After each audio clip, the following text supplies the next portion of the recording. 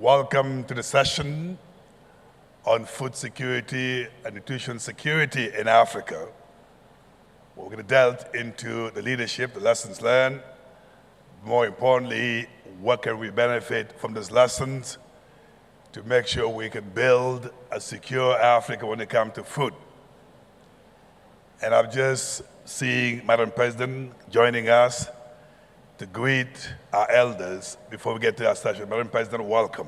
At this junction, it is my distinguished honor to invite on stage former Prime Minister of Ethiopia, the chair of AGRF Partners Group, for his opening remarks. Mr. Prime Minister. Excellencies, my fellow former heads of state and government, Excellencies, leaders in your distinguished capacities, I warmly welcome each of you as gathered today to address one of the most pressing challenges of our time, the interaction of food systems and climate change. It is an honor to convene this esteemed group whose collective wisdom and leadership have shaped the continent's political and economic agenda. The urgency of our discussion cannot be overstated. Our systems, which sustain our populations and economies, stand at a critical juncture. Simultaneously, the effects of climate change are increasingly evident and pose an existential threat to our planet and our people. These two issues are inextricably linked, and our moral and ethical duty is to act decisively. There is a South African proverb that says, I quote, "It is not the what, but the how that make or break you." End of quotation. And I do find myself reflecting heavily on the proverb based on my experience in my own country, Ethiopia. First, without political commitment, nothing was going to move. Secondly, our agriculture and food systems would not advance without people and communities at the center. Therefore, human capability and providing opportunities should come at the front. Finally, without adequate reasoning in research and resourcing in research, data, and finance, we would not be able to realize our vision for feeding and nourishing our people while providing sustainable livelihoods and watching over the environment. In essence, it's not the challenge of food security or climate change that will make or break us. It is how we respond and adopt to them nationally and collectively as an African continent. There are several mechanisms that we continue to use as a continent. I am confident that today's discussions and insights will inspire meaningful action and set a precedent for responsible governance and the stewardship of our continent and the planet. Together, we can chart a sustainable and resilient future for food systems and climate and humanity. So at this juncture, I would like to thank our heads of state and government present here today to guide the discussions and to give their wisdom how to go about in the future of our food and nutrition security. So Your Excellencies, thank you very much for coming and showing up in this very important session. And I thank you and God bless you.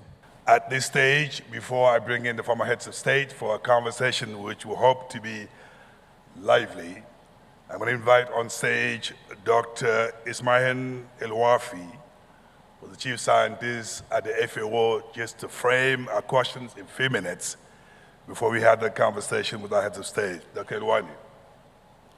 It is big time for Africa awakening, for Africa renaissance. If we look to the continent, it can easily produce enough for its population and for export. To do so, we need very quickly to develop the whole value chain, the whole agri-food system within the continent. And we need to activate the African Continent Free Trade Agreement. And most importantly, really, it's to develop the agribusiness with African companies, with African SMEs. I want to just share with you a few numbers. 1 ton of wheat is $300. 1 ton of pasta is $3,000. So it's 10 times more for a very simple process. Let me give you another example, which is much bigger. 1 ton of carob seeds, it's $5,000. 1 ton of carob gum, which is the E410 that you find in all your agri-food, it's $200,000.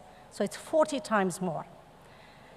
So that 130 billion per year for Africa food import can be very easily redirected to create our own add value, to create our own agribusiness, and to have the intra-trade between the different African countries.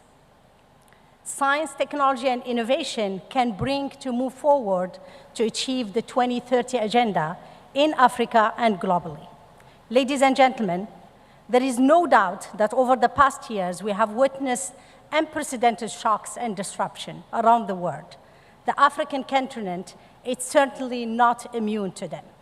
In fact, this shock, particularly COVID-19, climate change, inflation, and the conflict, all of them have affected very much the world and Africa.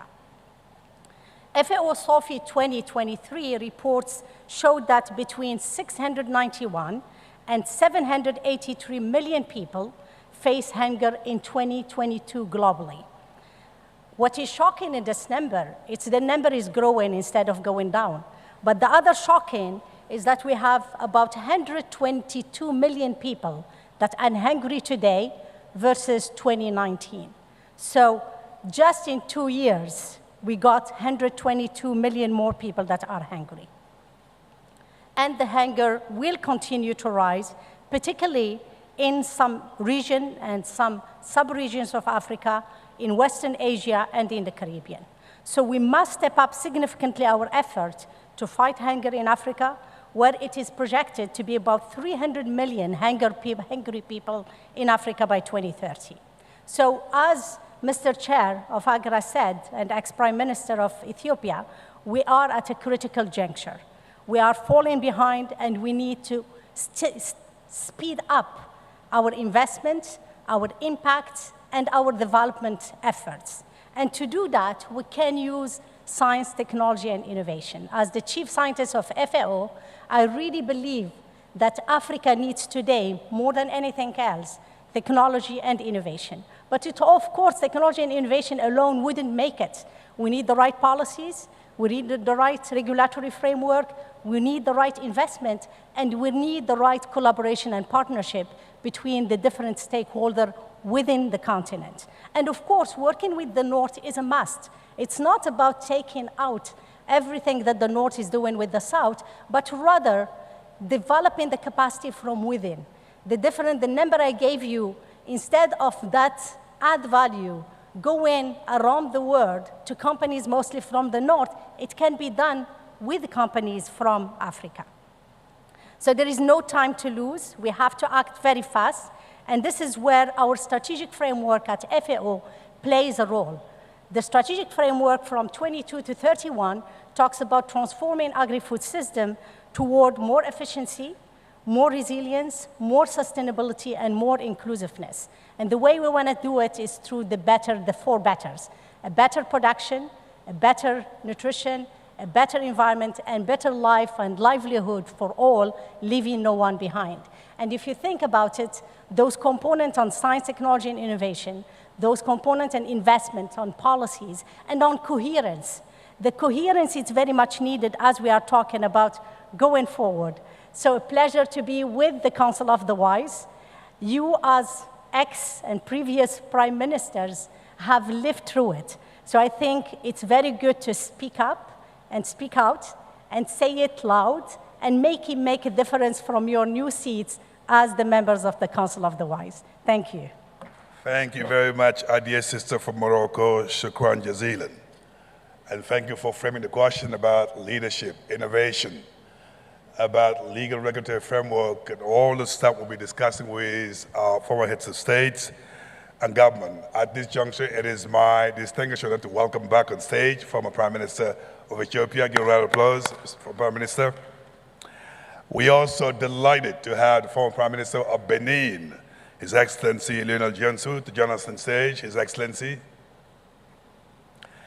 And last but not least, we have the former Prime Minister of Guinea, Mohamed Bouazizi, to join us on stage. Mr. Prime Minister, come and join on stage, please. We're going to frame our conversation in three parts.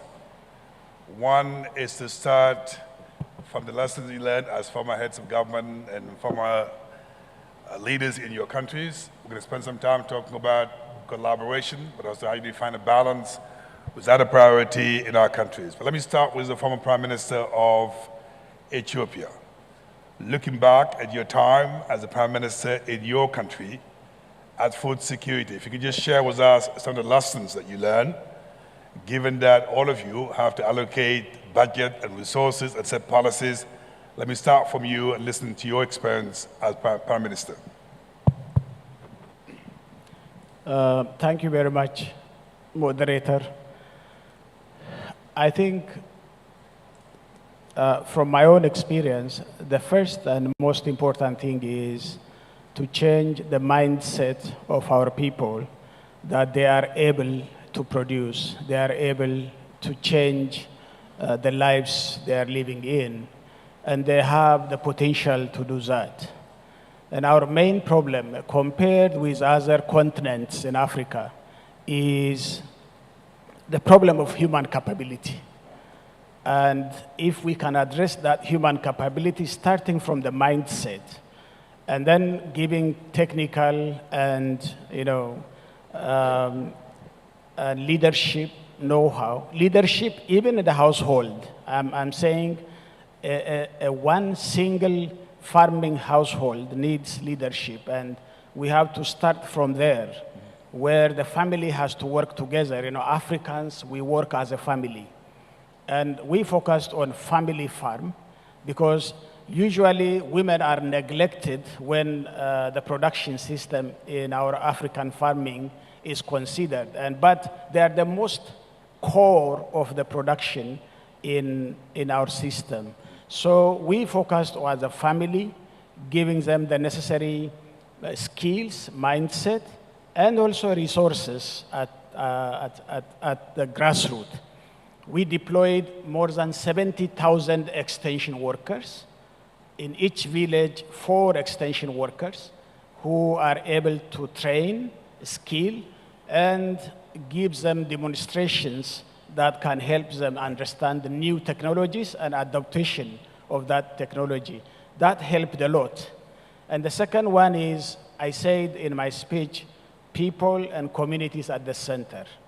Our lands are very much degraded in Ethiopia, especially in the northern part of Ethiopia. We were able in the last 10 years to reclaim and restore our land by soil and water conservation works that communities themselves were able to engage in and produce. A simple example of bench terrace was able to reclaim the soil. The soil health is very important for us. Right. And by so doing, I think we were able to bring back streams and rivers, even rivers back, which disappeared for so long period of time, by just intervening into natural systems there. Right. So that has helped us with all the complication of climate change that our smallholder farmers can produce and produce at scale. And we made also a consolidation. We call it agricultural commercialization cluster.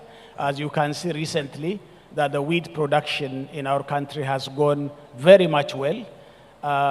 With this only, Ethiopia was able to be standing high at even maize production. Our productivity, average productivity has gone to 4.3 tons per hectare. In a farming, it's not easy to achieve that amount. And our wheat production has gone to 3.5 tons per hectare. And I think this all achievement has come because we put our people at the center. Right. And our youth and women at the center of this production system. I think that's what I can share. Excellent. So innovation, change of mindset, put women at the center, community-driven inclusiveness. These are great lessons. We're going to move away from Ethiopia to another country, equally important, in Benin. Mr. Prime Minister, turn over to you. Again, the same questions. Looking back at your time as Prime Minister, what are some of the lessons that we learned in this food security before we move on to Guinea as well? Mr. Prime Minister.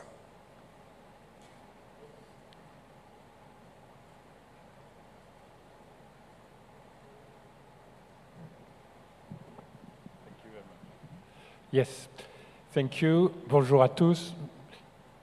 Maybe deux, trois mots en français parce que On peut passer de l'anglais au français si vous le désirez, Monsieur le Premier ministre. l'Afrique parle aussi un peu français.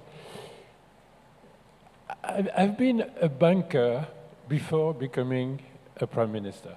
Then I've been a banker after having been prime minister. And I will concur with the chairman. Leadership is essential. Mindset is important. And I think that the African leadership is more and more committed and fully aware. And after COVID, plus food price inflation, Ukraine war, it's even quite clear that we have as a continent to safeguard and build our resilience because we receive exogenous shocks and we cannot just rely on the rest of the world. And what is fascinating in AGRA is that it is the way, the field, where the house, where you can build together, where you can exchange, where you can use African solutions to African problems, compare and build common strategies and best practices. And I think it's very important because it will be a self-effort if we want to safeguard some food security given the challenges and all those shocks coming from elsewhere, essentially. We are for nothing in the climate change impact on Africa, which is the worst in the world probably, the most immediate. I mean, if Africa was the model in the world will be colder and colder and not warmer, and we would not be impacted. So we receive those shocks, and we have commonly to act. But as a banker, I have the feeling that we have to be serving our farmers, and as members of government, help them to, and not inhibit them. Because sometimes when I see the legal framework, I think we have a lot of work a lot of things to perform and succeed in. We are not good in terms of ownership of land, of women, for instance, in many countries or in many provinces of my country. That could have been treated before. It's urgent to make sure that we create the proper legal framework. And we know from sister countries how to act. but we have to implement that. Another example, we have been inspired in the Federal Republic of Nigeria, our immense neighbor, under President Goodluck Jonathan's mandate, by the efficiency, the renewed efficiency of subsidies for inputs, for seeds, for the farmers to buy seeds and inputs, using market tools and through digital money, spreading vouchers in order for the farmers to be able themselves to choose the timing when they want to use this subsidy, and the supplier, and the quality, because not one size fits all, and so on. And we found in 2 years how much this unlocked efficiency. So now we are inspired in that. We have a president in Benin who is a specialist of fertilizers. He has built his personal private business in fertilizers. I don't know if it's the reason why, since I've left the government, the progress has been so quick, but in effect, Benin has doubled the output of cotton, maize, and cassava in 6 years. So, but a lot with the state, considering that it has to make people freer and using the market. And last thing, in terms of industrial policy and logistics, everything which is not purely in agriculture itself upstream, but downstream, has been put in place. In 3 years from now, it will be prohibited to export soy and cassava in raw form. It will have to be transformed and manufactured. And what we are observing as we speak with the first factories in place is that when you have a full value chain and when you have secured the off-takers, the yield through mid-long-term contracts of the small farmers are completely unlocked. And you see cassava from 8 tons by hectare to 40 tons by hectare, because it is safe, it's long-term, off-taking has been secured. The same people on the same land, with a bit of support, obviously, and logistical support in order to reduce the losses, les pertes au bord du champ. And we are very confident that the same people will unlock with trade, with proper supply chain, and a more efficient government administration using the market tools. We are very, very optimistic on safeguarding food security. I have the most difficult task is to be polite vis-a-vis former heads of state and government and not to interrupt them. But I think you underscore 2 points that are equally important, and that's leadership, as you said earlier, but also market-driven policies, which will delve a little bit more into the solutions. I'm going to move away from Benin to Guinea. For your information, the former Prime Minister of Guinea was the Director General of the organization I'm running today, so I replaced him at the African Risk capacity just because of that. Give him a big round of applause. And former Prime Minister, I'm going to switch gear a little bit and get into a topic which I know is dear to you, and that is if you look at the sector within Africa, there's so many different players, so many actors, both national and domestically, and often lead to chaos, a lack of coordination. How do we make sure the interest of our country is actually kept while we welcome global partners, African partners, so we don't actually duplicate efforts at waste time? So maybe address the issue about partnership and collaboration. What does it take to get it right? Thank you, Ibrahim. Thank you very much for your kind words. Ibrahim, that's where leadership comes in. Right. If we want to succeed, we must have the right leadership. We must have the right leadership that devises the right strategies and the right policies. It is not for somebody to come in the country and decide that this is the way you are going to do your agriculture, or this is the way you are going to finance it. It is for the country to design its own strategy, its own plan, to create the boxes, and to ask people who want to collaborate to go into those boxes. It is the only way you can coordinate. There is sometimes countries, unfortunately, who become victim of goodwill. You know, people go to support the areas they are interested in. Some will look only at fertilizer, some will look only at seeds, and sometimes it's not only for the benefit of the country. So therefore, it is extremely important that the strategies and the policies be defined by the leadership in the country. That's extremely important. Secondly, it is important that the local factor be taken into consideration.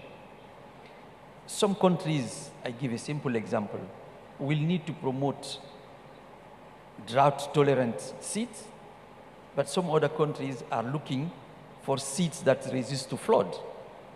So local context is extremely important.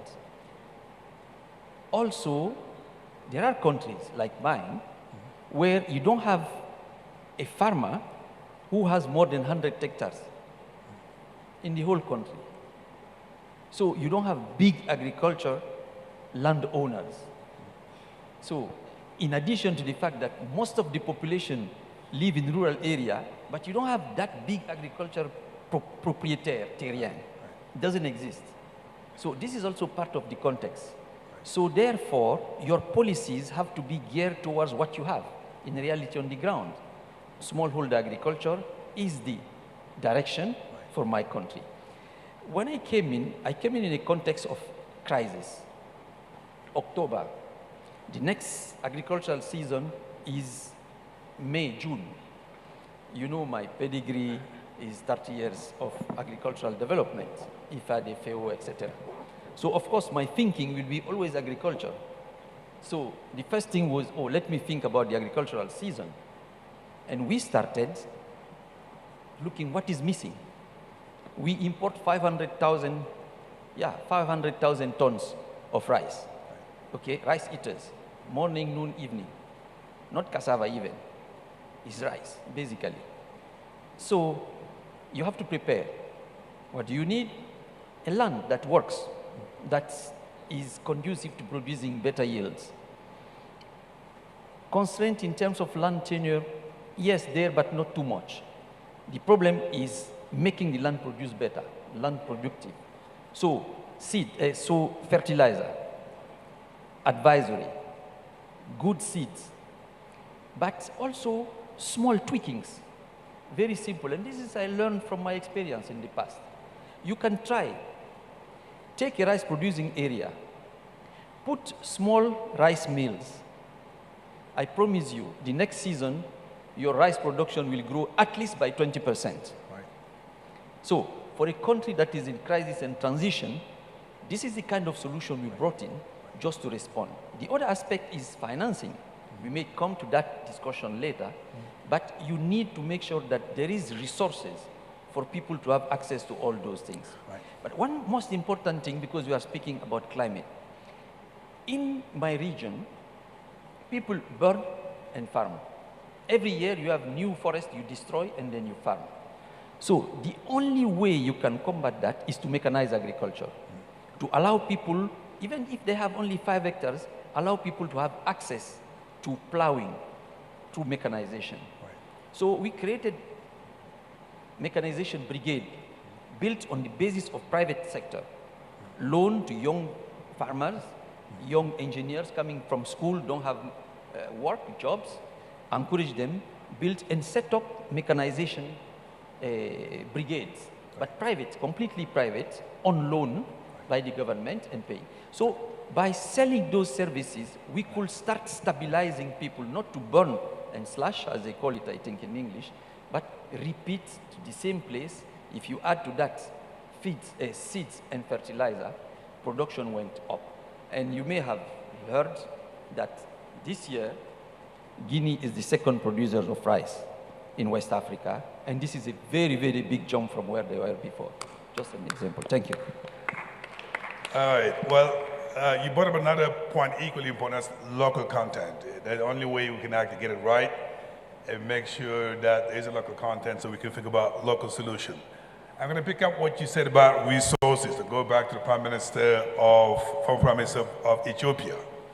And that is to say, I'm sure as a former Prime Minister, you have so many competing needs to put resources into, and attention and focus, and it's not just agriculture. I wonder if you could just share your experience. How do you find the balance between allocating resources to the energy sector, to education, and to food security? And how did you manage actually to do that? I think we'd like to hear your insights. That balance is extremely important.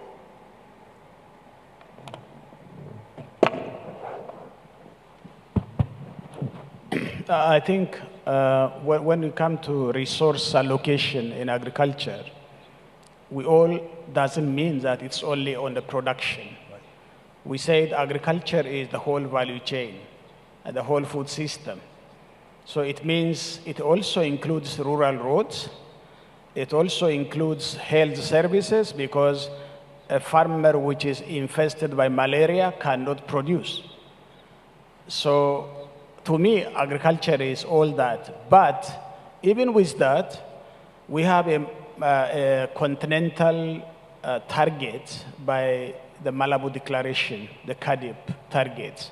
One of it is you have to allocate in the agriculture sector, not other sectors, at least 10% of the annual budget.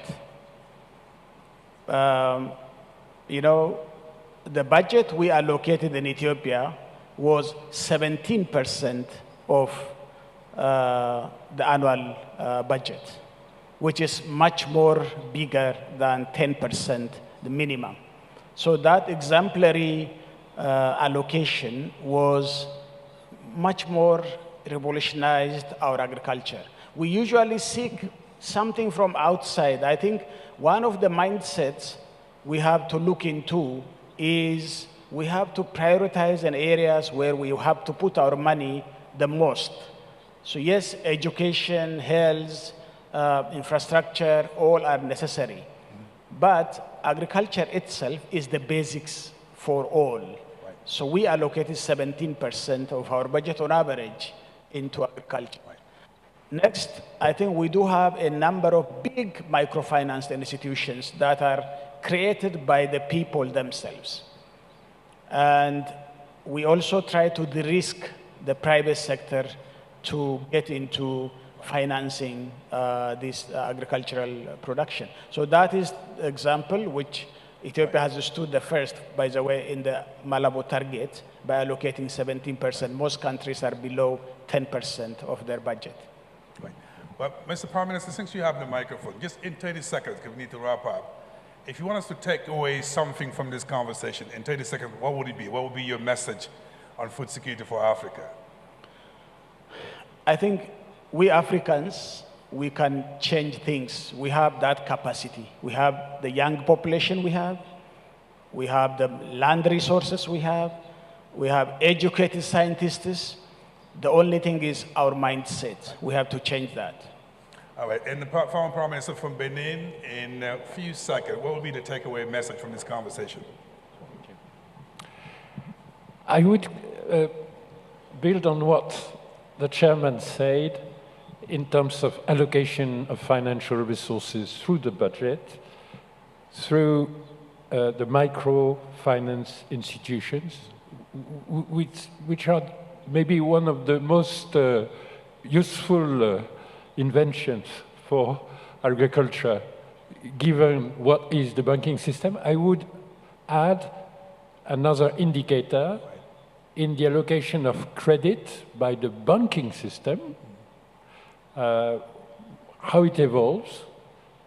The first day I was Prime Minister, discussing with the central banker, I asked, what is the allocation by the private sector, by the private and public banking sector? 2% for agriculture, which is 27% of the GDP, 2%. Following how by de-risking, by insuring, agriculture today has a lot of shocks because of climate change, yet it remains insurable.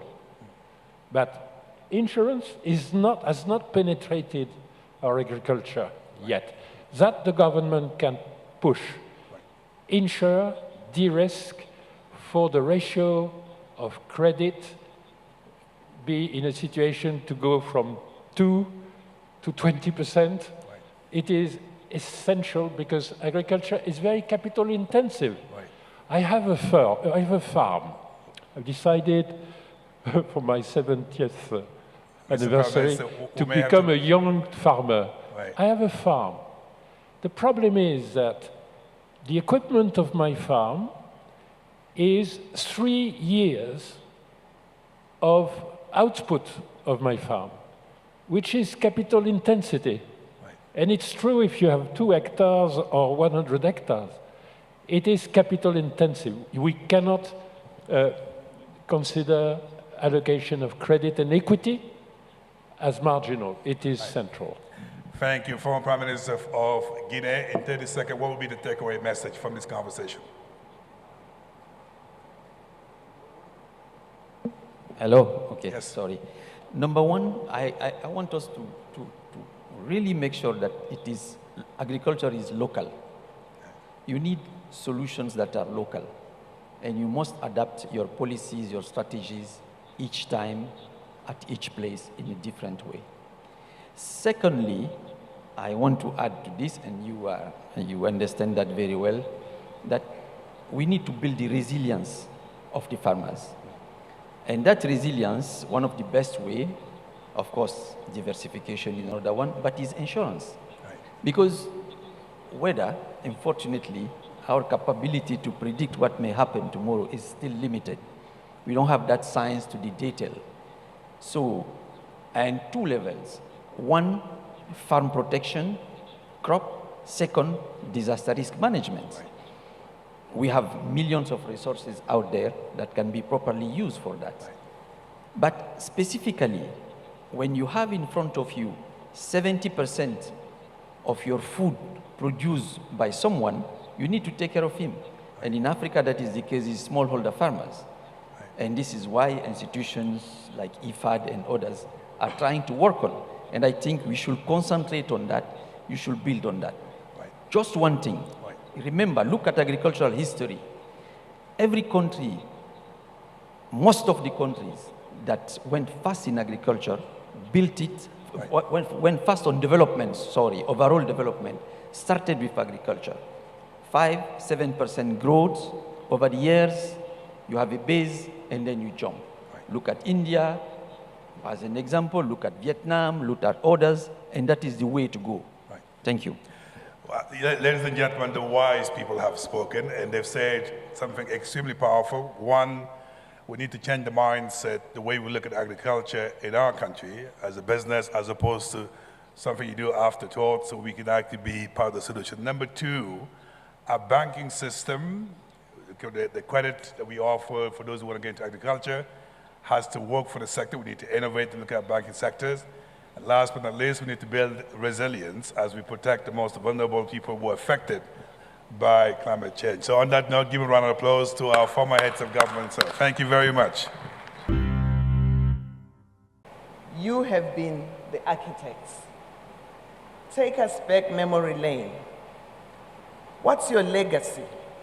What is the one policy, instrument, or innovative strategy that you, during your tenure, put in place that was a game changer in making sure that we face climate change and that you move the needle when it comes to food security in your country? Let me start with you, President Jakaya Kikwete. We've been there, we are here, take us there. What did you do? One, only one. Game changer. Of course, during my presidency, I gave a lot of focus on agriculture,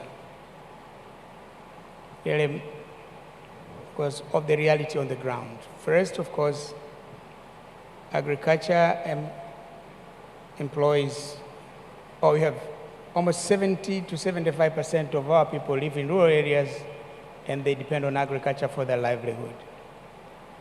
But the agriculture they depend on is backward agriculture.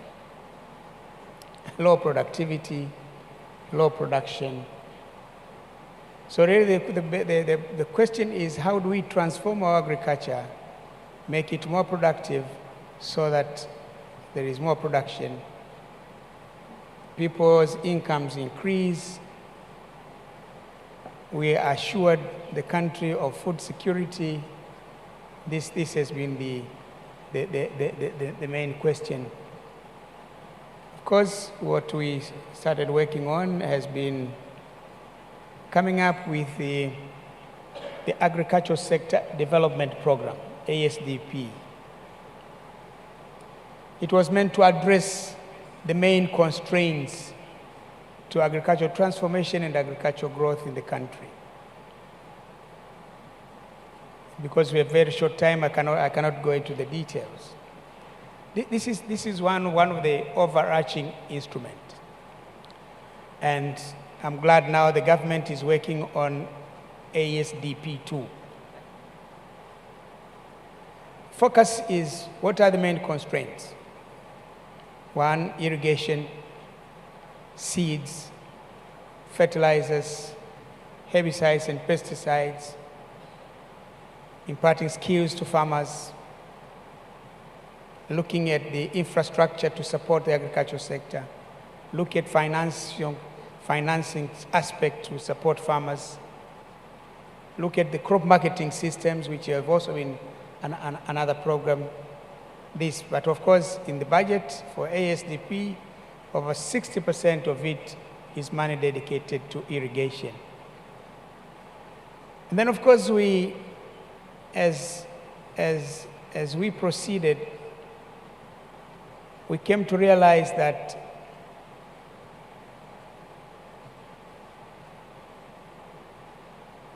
there is little involvement of the private sector in the transformation of Tanzania's agriculture. As president, I've been chairing what we call the Tanzania Business Council. In one of the meetings of the Tanzania Business Council, we discussed with the private sector, what do we do to our agriculture? And all of us agreed, and that's how we came up with the phrase, Kilimo Kwanza. Yeah. That agriculture first, all of us. But now we needed to involve the private sector more into the production, but also into the processing, but also into buying from the farmers, and so on and so forth. So we are now completing the value chain. But then we came with the whole issue of food security.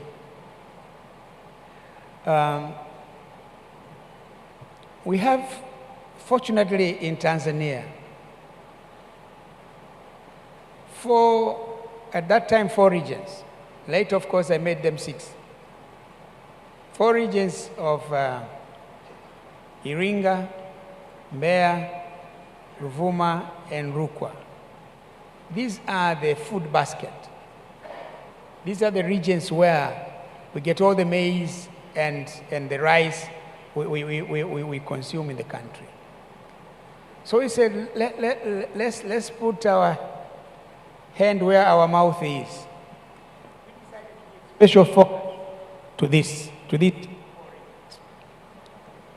That's how we came up with the Southern Agricultural Growth Corridor of Tanzania, SAGCOT. Of course, A major component here has been support farmers, and when you talk about farmers, is smallholder farmers. Because when we came up with SAGCOT, there's been a lot of misinformation, disinformation, that now is going to be land grabbing. You read in the media, the BBC, CNN, or New York Times. Well, it was a total misconception. We were really talking about how to help the smallholder farmer transform its agriculture from subsistence to a thriving business. So that's how we started with SAGCOT. We brought in also, through Kilimo Kwanza, we also involved the private sector. But the aspect of the private sector has been, let there be large-scale farmers, but with smallholder outgrowers. The large-scale farmer supporting the smallholder farmer with the necessary inputs, the technology, the technical assistance, so as to increase productivity. Of course, climate change is a factor. I can say it's real. These days, rainfall is not reliable. When I was growing up,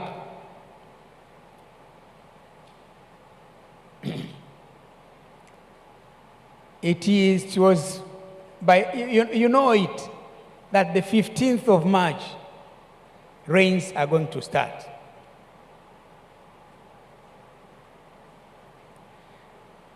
On the 30th of May, the long rains are going to end.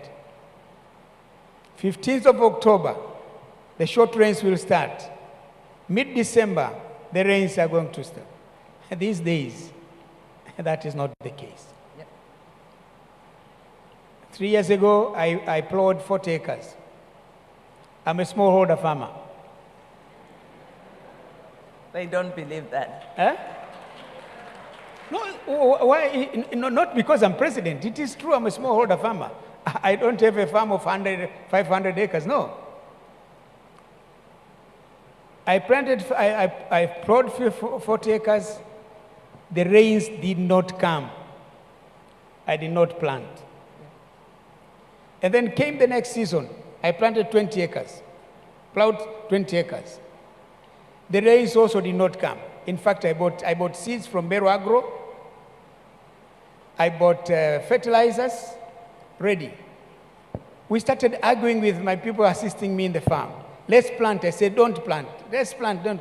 I said, okay, fine. Let's go continue. Plant only 5 acres. We planted 5 acres. The rains came late. The maize crop got this level. The rains disappeared, and I lost everything. So climate change is real. We have to invest in research so as to get drought-resistant crops, resistant to pests and diseases. This is what we have done. We invested a lot on research. For the first time, this I'm going to conclude. For the first time, I made it mandatory that we set 1% of the national budget for research. And we spent a lot of this money in agricultural research. Because in the past, the government was not investing on research. It was the donors who were investing on research, and the donors had their own programs of interest, not our programs. Thank you. So it is now moving ahead. I think we are seeing some of the results of that. Let's move now to Nigeria. I did say it's hard talk. We've just got 15 minutes. 8 has been taken up. In just 5 minutes exactly. Excellency, Jonathan Goodluck, what did you do? What's your legacy? You're going to be Mr. Who when it comes to food systems and climate resilience?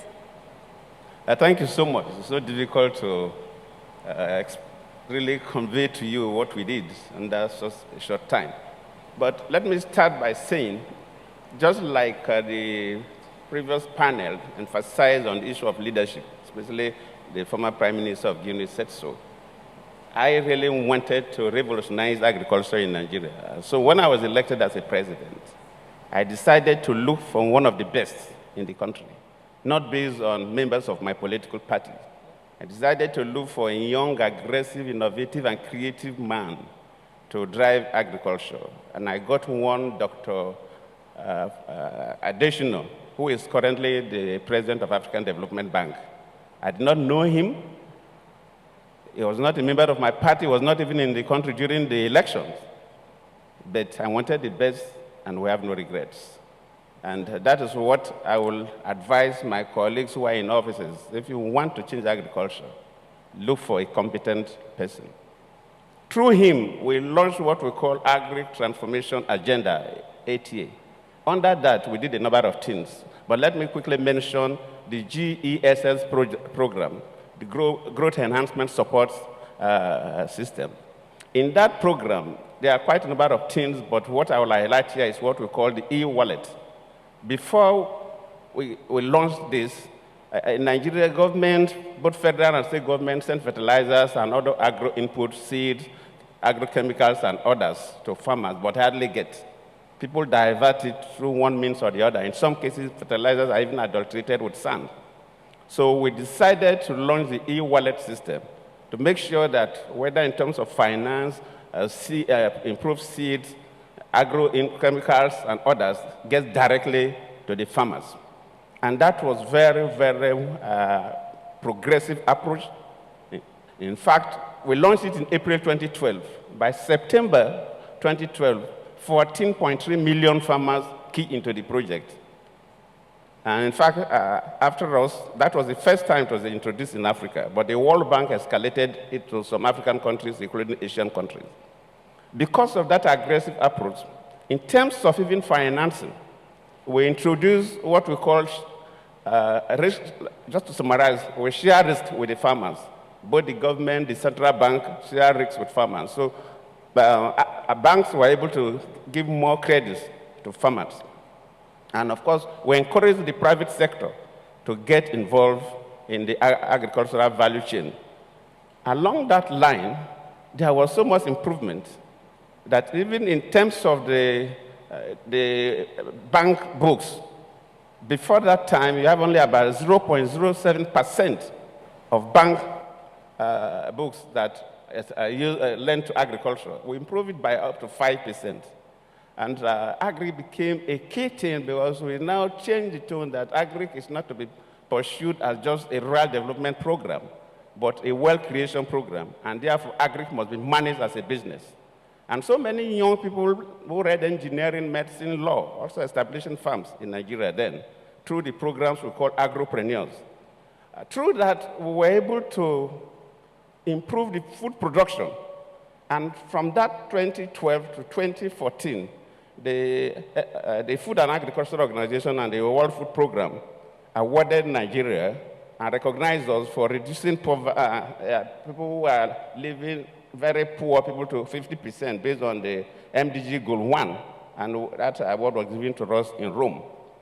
So the key thing about agri is innovation, and you must get somebody who's passionate to drive the process. I thank you. Dr. Meaki, you're still running in the treadmill. You're a big ambassador. You've been with AU NEPAD. You've been Prime Minister. We've only got 4 minutes. Take us forward. Reflect. We've had Tanzania, legacy lives on. We've had Nigeria, legacy lives on. But you still can influence. 1 minute backward, one thing you did, but 1 minute, what would you do differently now? Okay, no, thank you. First of all, the presentation by Their Excellencies, the two presidents, showed how political determination is fundamental. So I will allude to 3 points. And political determination leads to results. Yeah. So there's a link which is very, very important there. 3 points. The first one, during my tenure as Prime Minister, one thing what we did was to locate institutionally the the National Adaptation Plan at the Prime Minister's office, so that it could supervise what the other ministries were doing in terms of climate issues. I think the institutional localization is important at the highest level. Now, the second point, which was equally mentioned before, and Prime Minister Haile Mariam mentioned it very well. It's not the what, it's the how which breaks. The what, we could fill this room with all the technical solutions that exist regarding irrigation, regarding quality of inputs, regarding fertilizers, regarding credit mechanism, regarding insurance. We know all the technical solutions. The question is, what are the political solutions which were mentioned here that can help implement the technical solutions? That's really the domain. And in that sense, I think integration is very important. And climate smart agriculture, we're discussing about it, is about managing the interlinkages between food security and climate change. So that has to be solved institutionally, because we are not framed institutionally to tackle multisectorality and interlinkages. So that's, and my last point, it's an important point, and my last point will be about the way policies in the future need to be designed. You know, we are in a continent where 75% of the population is under 25. Median age is 19. Yeah. Europe is 40 years plus. You cannot say to a young African, look, we intend to attain this objective in 2050, 2030. He wants the results tomorrow. So the best way to really get him on board and have stability in terms of governance is to make them part of the creation of a solution. So co-creating the solution, co-creating the policies with the youth is important. And in the youth, evidently, you have women, which is, we say women and youth, but it's the concept I want to highlight is co-creating with them. Thank you. Excellent. What we are hearing is freshness. We've done it in Tanzania, we've done it in Nigeria, we've done it in Niger, but going forward, don't leave behind the youth. Let's co-create the future and the present with them. Let's align our institutions. Excellencies, I have not done justice to your wisdom, but your legacy lives on. Talking about institutions, I'm sure if we had His Excellency from Rwanda, they would say they also did it right. Dr. Agnes Kalibata was hand-lifted to go and lead in agriculture, and the legacy lives on. Thank you very much to my sister Agnes. For us as CGIR, we also realize that leadership is key, and I want to also applaud the new appointment of Dr. Ismahan Elufe, who is taking over as the CEO, the Managing Director of One CGIR across all our centers starting 1 December. So Africa is ready for business. Thank you very much.